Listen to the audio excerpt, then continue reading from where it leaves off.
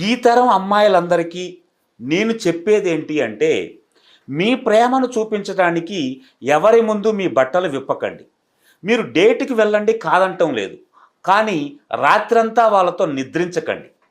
మీకు safety pad కొనే అబ్బాయిలను ఎంచుకోండి కానీ కండోమ్స్ కొనే వాళ్ళని కాదు.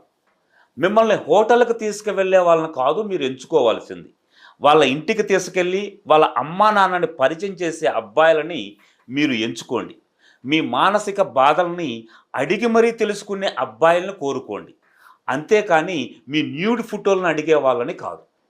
అలాగే మహిళని గౌరవించటం అనేది పురుషులు చేయగలిగే ఒక గొప్ప బహుమతి.